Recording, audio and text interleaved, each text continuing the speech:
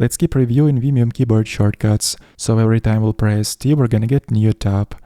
And to close the current tab, we can press X. Then to open up previously closed tab, we can press Shift X. Every time we're gonna press Shift X, we'll be opening previously closed pages. Alright, moving on, if we'll press G0, we will navigate to the first open tab.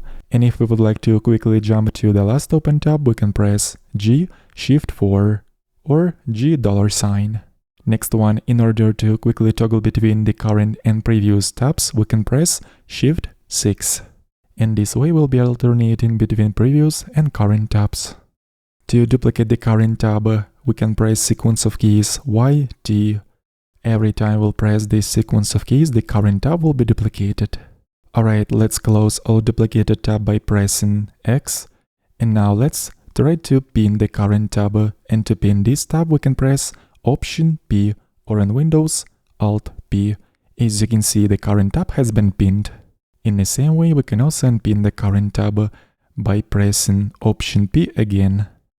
Next one, if we like to mute particular tab, we can switch to this tab first and then press Option M.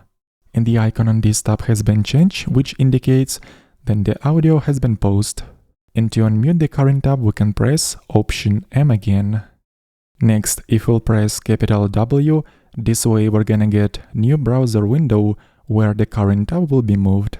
As you can see, when I'll press capital W, my current tab will be moved to the new browser window. Let's close this new window by pressing X. And now let's see how we can move tabs to the left and to the right. If we'd like to move the current tab to the left, we can press Shift, opening angle bracket twice. And if we'd like to move this tab to the right, we'll press Shift, closing angle bracket twice. Alright, cool. Last couple of shortcuts will be related to zoom. So to zoom in the page, we can press ZI. To zoom it out, we can press ZO. And finally, to reset the zoom back to the default, we can press Z0. So in this lesson, we have reviewed several keyboard shortcuts, which allows us to work with tabs. Let's continue reviewing other Vimium extension shortcuts in the next lesson.